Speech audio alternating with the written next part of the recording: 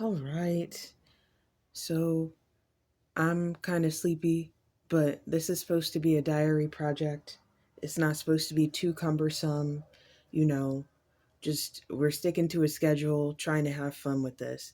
And I'm excited to talk about this stuff. It's just, ADHD, keeping to schedule, trying to commit to finishing one of the million projects that you come up with in your brain. You can't just keep coming up with shit ad infinitum. You have to see some shit through. You don't have to see everything through. Not every idea is worth pursuing, but you know what I mean. And this is honestly the way that I'm trying to get out a lot of these one off essay ideas, the same way that short stories are a way for people to get off those ideas that will not sustain a full book length narrative. It's supposed to be like a Twilight Zone.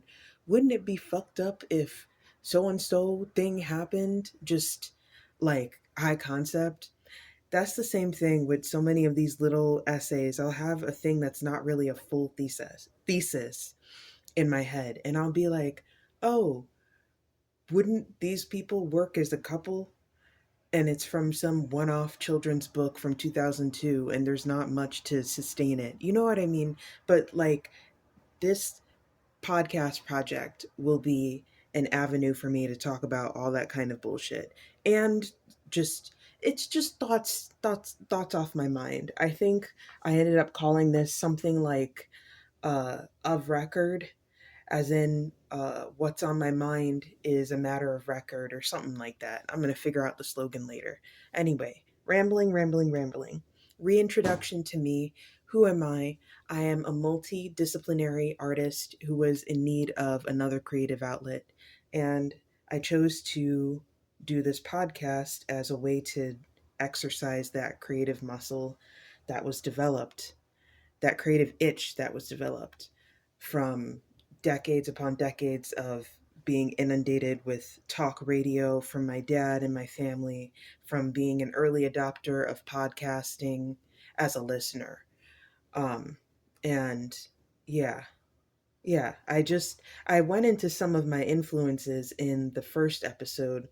I spoke about people like the Sway Callaways of the world on traditional terrestrial radio, and I spoke about like the OG autistic commentary community, which again, if you want to get some of that history of those people who fell through the gaps of internet history, go to Magic Mush's channel on YouTube. Look at people like Big Al 2K6 and all them. Like that's the kind of stuff that led me to getting into this. So I mentioned them. Um, I mentioned the Lindsay Ellises and AVGNs of the world. But I did want to pinpoint a few specific key people from like different eras of my internet going history. Because I could be here all day listing influences, but very, very specific people for specific reasons that I figured out. So, the first podcast I ever listened to and got obsessed with, like I followed it.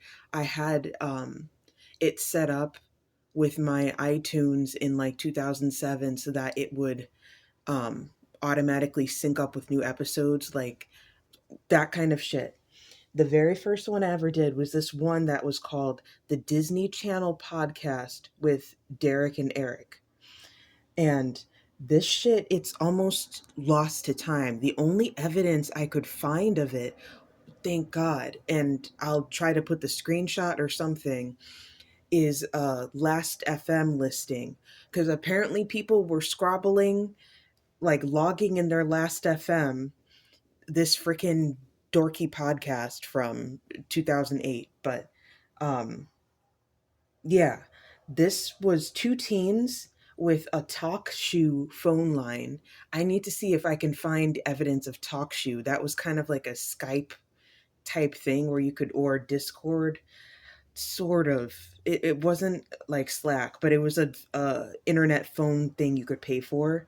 So they had a thing where people could call in. They had basic 2007 podcast equipment, And they were early YouTube friends with people like Dave Days, who some of y'all who I know Dave Days was on some like Nickelodeon kids show or something, but part of that Fred era. Derek and Eric, like they were there for a little bit. I don't know what the hell happened to them now, but that specific podcast they had where they were giving like the blogs news, like the niche blog news, that's where I learned about concepts like the 65 episode rule. I know everybody found out about that much later from, excuse me, from all the internet reviewers. But that's where I first learned that kind of lore from. But yeah, Disney Channel podcasts with Derek and Eric, I would listen to them, and I remember what was nice about it was they were giving you this kind of exclusive, quote unquote. It's not really that exclusive because people knew it was public knowledge, but you know what I mean? For teenagers, it was teenagers delivering this kind of like underground news. And in between that, they're shooting the shit. It was cool. That was my stories. Um, so that started about 2007 because I remember one of the first episodes they had was discussing the premiere of Wizards of Waverly Place. And I remember like nobody could say that name when it came out. It was like a tongue twister. I remember one of the hosts kept going, Waverly Wizard of Waverly Place or some shit like that. Anyway, enough Derek and Eric. That was the first one. It started in 2007 and it either ended in '09 or I stopped listening in '09. And that was with my first iPod, a second generation iPod Nano. So then moving on, this is jumping ahead about 6, 7 years. The Going Off podcast with Rap Critic and Muse. This was significant to me because it started towards the tail end of my teenage years. So, like early mid 2010s. It was Channel Awesome slash early rant tuber adjacent because a lot of y'all might know who Rap Critic is. Not everyone might know who Muse is. Muse is like, I've been following them since about 2010. I think even pre Rap Critic, I was following them. um just I'll one day I'll have to do a whole video gushing about Muse, but they actually studied broadcasting in school, so they've always had a really cool punk sensibility to shit. But anyway, like combining like that, like this white person with this like brash punk sensibility with this black person who's a music nerd and a rap nerd. It was really fun because we got that nerdy banter and we got the current events, like how in Derek and Eric, they had the current events going on with Disney. But with Rap Critic and Muse, it wasn't just one niche. They would do broad topics and then they would do album reviews. Um, I wrote some notes about how I felt, and I was saying that this was my holy grail. Yes, because it was reminding me of how my dad, he used to refer to himself as a political junkie because he loves following like terrestrial talk radio. The 24-hour news cycle that came up because he's a Gen Xer, and that became a thing, I believe, like just like sometime before I was born. So maybe when he was in his 20s or something, you know what I mean? Just this environment, he loves just listening to shit, listening to people share their ideas about current events, current happenings. So, um, the Going Off podcast and the Disney Channel podcast, those were my freaking political junkie shit, even though it was pop culture. If my dad's a political junkie, I'm a pop culture junkie. Um, so that leads into, oh, and of course, the Going Off podcast that just ended. It was either very early this year or late last year. And that shit, I remember it started my senior year of high school, and I began my senior year in 2014. That shit ran. So let's say it ended in 2024. That ran 10 years? What? That's crazy. But yeah, it went through a lot of evolution. I didn't always keep up with it in the last few years, but it had a really good stride between 2014 and about 2019. It was on top of it.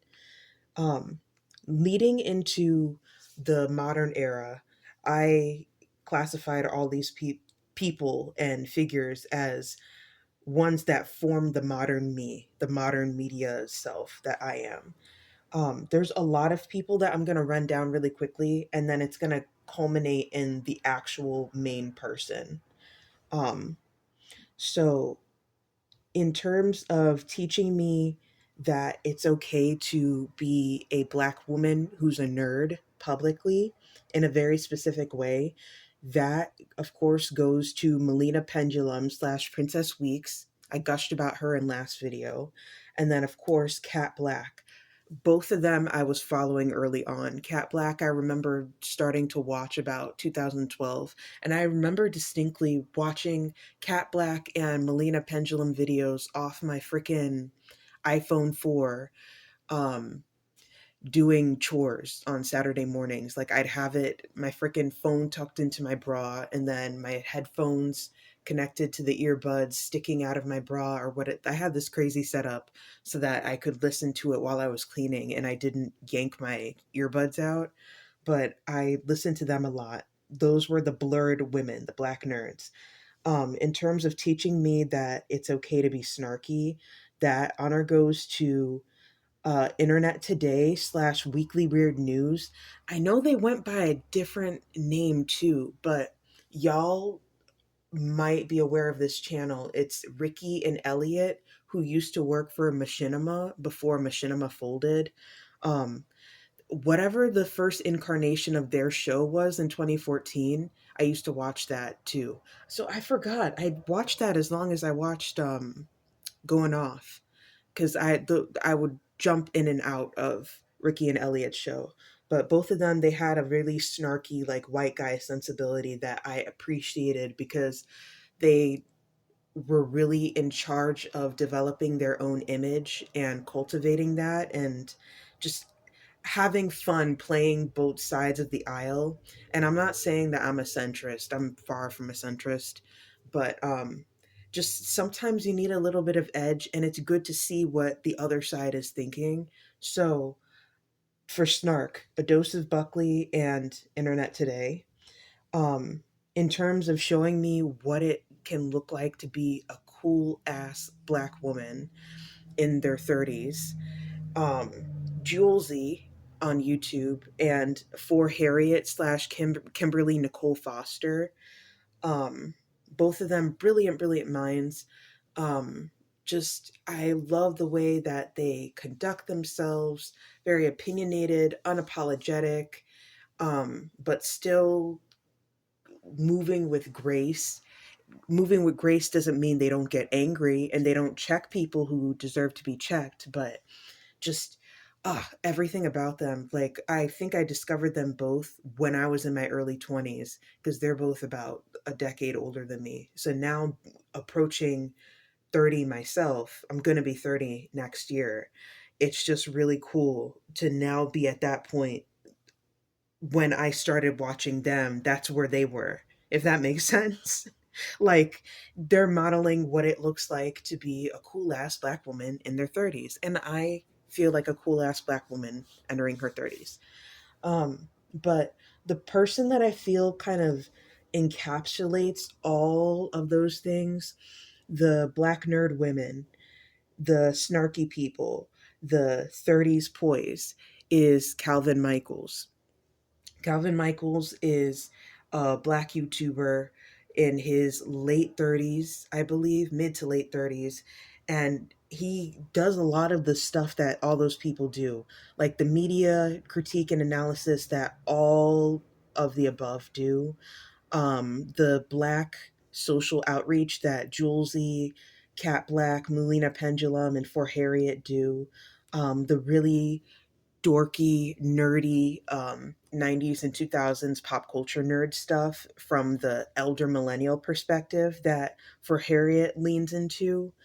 Um, artsy exploration stuff that Cat Black tends to talk about craft sometimes. Calvin Michaels talks about craft, and just being a really like smooth talker. Um, I think Cat Black is a really smooth talker off the cuff. Calvin Michaels, especially, is a smooth talker. So, like, none of that is to say any of the other people were one dimensional, but Calvin Michaels encapsulates everything that I've ever wanted to be as a multidisciplinary artist, because he too is a multidisciplinary artist. He has his eggs in a whole bunch of different baskets. And it's not like, oh, jack of all trades, master of none. It's genuinely like I have so many passions that I have to pursue, and I got to find a way to incorporate all of them. He, like, you'll see a lot of things that I do that mirrors what he does. Um, I won't ramble too much about him, but I will link him, provided the fucking links work this time. But oh my gosh, air kisses to him, internet kisses to him. Love him so much. I'm hoping to join his book club soon, one of these days. Um, but moving on to the next thing I wanted to discuss, which was how, like, I started with Disney. Disney had its presence in my life in that like broadcasting new media sense. But it's interesting how it also had its presence in my life in that I was like on those fucking blogs. Like, if I knew how to do podcast stuff when I was 12 and listening to Derek and Eric's podcast, I been would have made my own Disney Channel podcast, because I was trawling blogs and finding out all kinds of shit, like certain facts, as in when the Jonas Brothers were going to come out with their show that was like that monkeys-esque thing. It wasn't originally a monkeys concept. It was going to be a fucking spy thing. I think more of like a get smart parody. But that was when that 2008 writer's strike happened. Um, but yeah, like I say all that to say is that was making me think of this nonfiction book I read like last year called Disney High by Ashley Spencer. And I remember it was a decent compendium of a lot of these big pop culture moments in like Disney history, like all the gossip, all the dating nonsense, the camp rock drama and shit like that. But as someone who was on those fucking blogs, none of it was really new, and it was making me think of how anyone else who's of a similar age or just was on those blogs too, they wouldn't really get much out of it.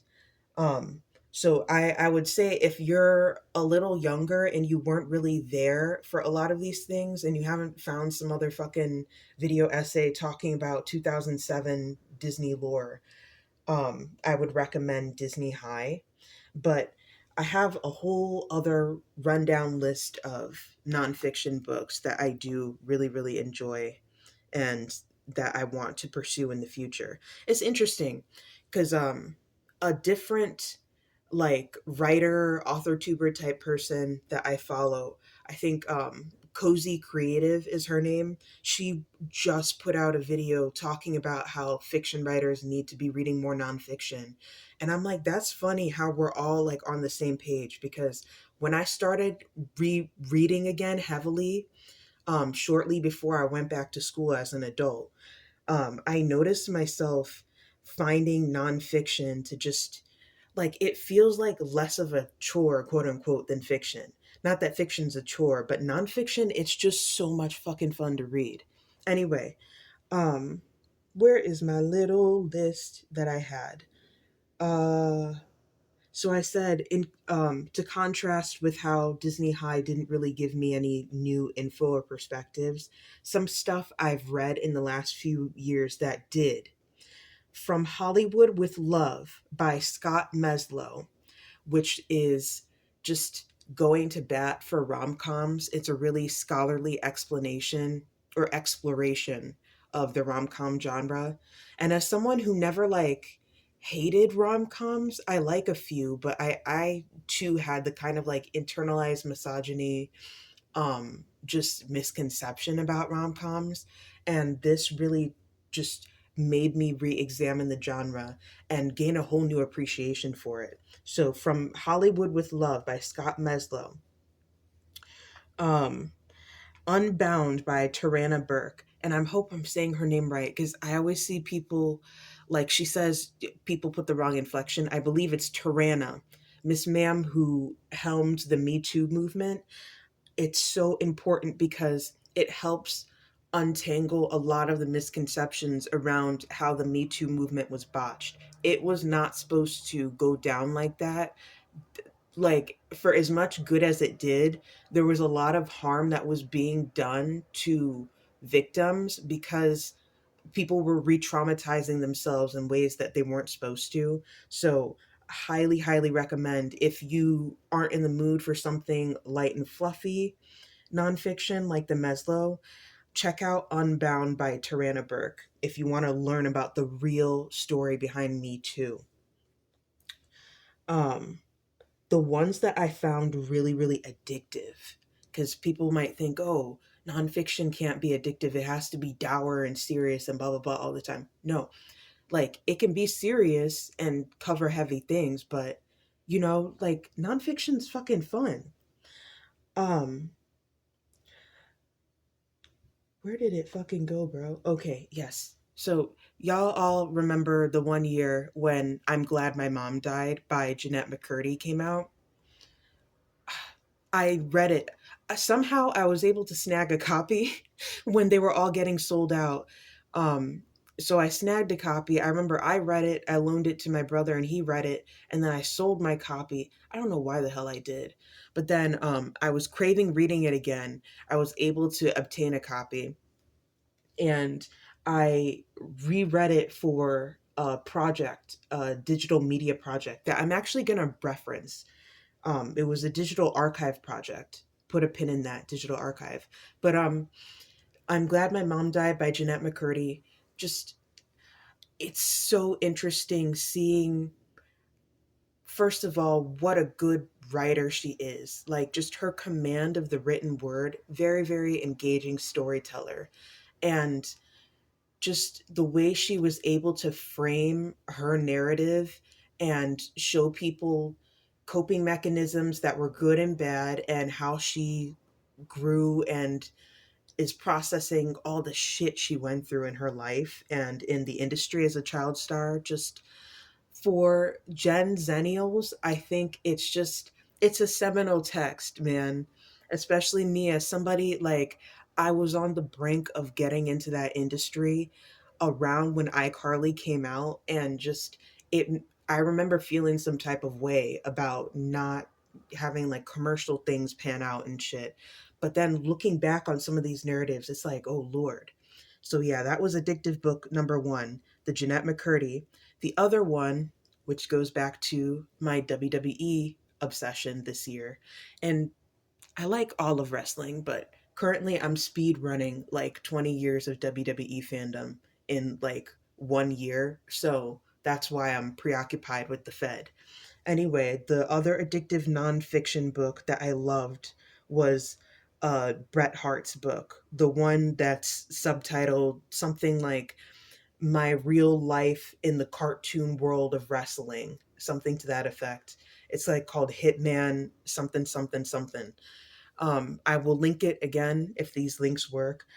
If you want to see me be unhinged about his perspectives on the wrestling industry, and just me doing a queer reading of some of his crazy encounters with other men and all this stuff, and me comparing the Hart family to the Braxton family, if you dare, I will link uh my wrestling side blog where I go unhinged and I did a live reading, uh not a live reading as in a video, but basically live blogged reading, and did a whole bunch of annotations. Because when you're an English major, you can't read books normally anymore.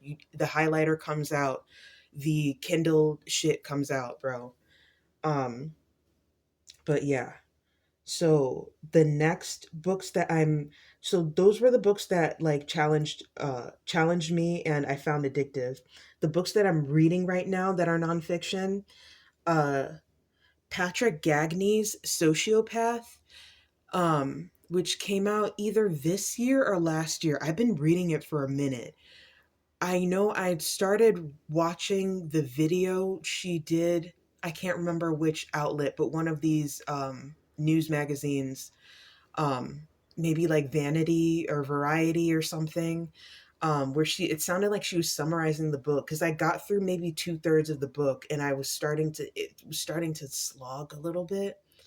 And then I was like, am I being ableist? Do I need to just sit and like, just sit with this narrative more? Because it's a narrative we don't hear about. And the woman has a doctorate.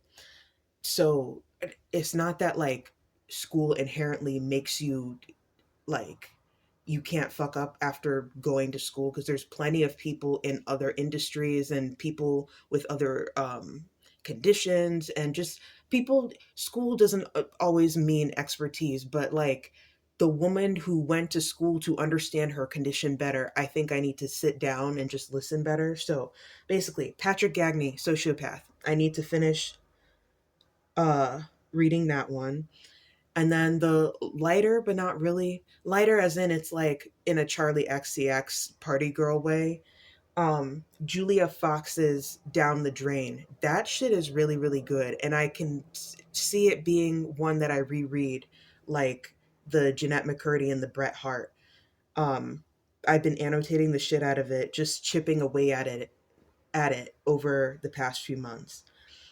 Finally, the nonfiction books I want to read in the future, Kid Cudi's memoir that just dropped a few weeks ago. And if y'all know intellectual media on here, Alexis, her I think it's called like Lexus does the 90s or Lexual does the 90s. Her compendium of like essays on 90s culture. She's a really, really good scholar. And again, she's someone else, kind of like Calvin Michaels, who I want to emulate with how she does her whole media presentation. I think she's just a really, really cool person, really smart.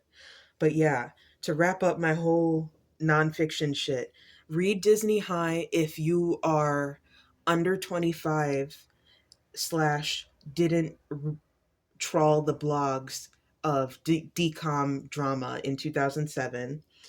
Um, the books that were challenging in an interesting way were the Scott Meslow romance book and Unbound by Tarana Burke. The ones that were super, super addictive were Jennette McCurdy's book and Bret Hart's book for the WWE. The ones that I'm reading right now are Patrick Gagne, Sociopath, and Julia Fox, Down the Drain. The ones I'm looking forward to are Intellectual Media and Kid Cudi. Gosh, I just needed to reiterate that because I'm so passionate about nonfiction. I know this video is getting long, so I want to wrap it up really, really quickly.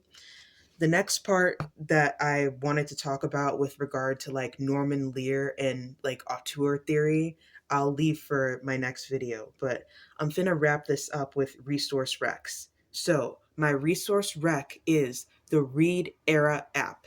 The ReadEra app. If you read a lot of ebooks, and I don't give a fuck where you acquire them from, if wherever you're acquiring ebooks from, PDFs, what have you, the ReadEra app is my baby. That's what I was using before I got sucked into the freaking Kindle ecosystem, but I'm trying to leave it now. But the ReadEra app has never failed me on my Android phone. So if you have some fucking ebook documents you need to read, I recommend that. I'm finna end this video here. Hopefully this recorded well. Thank y'all for listening.